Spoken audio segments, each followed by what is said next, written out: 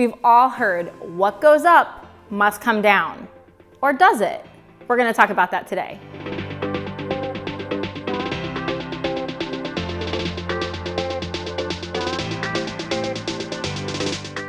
Welcome back to At Home with Heather. So a lot of you have been wondering what is going on with the real estate market and how long can it be sustained? It's been going up, up, up over the last several years. And so that's leading a lot of people to say, what goes up must come down. It's a natural law, right? So that must be true with the housing market. Today I want to unpack a few reasons why I think that's not necessarily true when you look at housing. So you might be thinking, wait a minute, Heather, you're talking crazy. We cannot sustain this growth. Well, there's a few reasons that I think, at least here in the short term and possibly going into the next several years, we can sustain this growth. One of the things I hear a lot is we're going to have a crash like '08. The reason that now is different is because '08's recession was caused by housing, crazy lending practices, over speculation of homes and building and things like that. But here we're having a really amazing housing market in part due to the fact that we are undersupplied with housing. Inventory is actually the lowest it's ever been. Construction starts are actually considerably lower than they were back in 2005, and really in the time leading up to that, starting back 1985 to 2008, our construction starts are way down. We have a couple of factors that are going to continue having the construction starts down. One, lumber prices. We've all seen it. They've at least tripled in the last year. So that is causing a little bit of pullback on new construction because of pricing and things like that. So when we talk about this market that was frenzied, it is frenzied now, compared to the '05-06 market that led up to the recession, we're talking about two entirely different situations.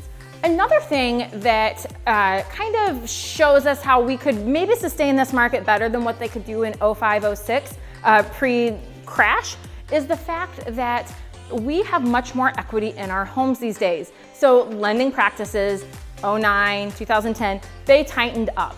And some people think that, oh, it's the same as it was back then, but it's not. There are many restrictions on mortgages. There are many checks and balances there that have ensured that people have more equity in their homes, both through the actual home buying process as well as through the fact that prices have been rising. So if people have equity in their homes, then you're not going to see a huge crash because they have the equity there. In '08, they lost money because people were buying with 0% down. They had no equity in their homes. They were buying when they were already cash strapped, things like that. Totally different situation now. A final reason I think we're going to be able to sustain this market for at least the foreseeable future is that our supply is continuing to remain low. So we've already talked about that. But it's going to take a long time to catch up. I've heard some experts say as long as 6 years. Now, does that mean we're going to be absolutely frenzied for that whole time? No, I think that as we get more construction, as the baby boomers who have been in their homes for a while decide to finally take that leap and downsize, make a move, it's going to free up inventory. It's going to allow more transactions to occur. We are expecting towards the end of this year even to start to see that inventory come up a little bit, but we're not talking up to a buyer's market. We're talking maybe we're gonna go back to like 2018, 2019. It was a strong market. Sellers were still getting great prices, great terms. However, buyers were actually able to get a home under contract. So as you can see, there are several reasons that I think that this market is sustainable for the foreseeable future. Now, what I'm not saying, am I saying it's going to, for 20 years, be this crazy hot market? No. Am I saying even for 1, 2, 3 years is it going to be? I don't know exactly, but what I do know is that with the supply and demand issue, the seller's market is here to stay for longer.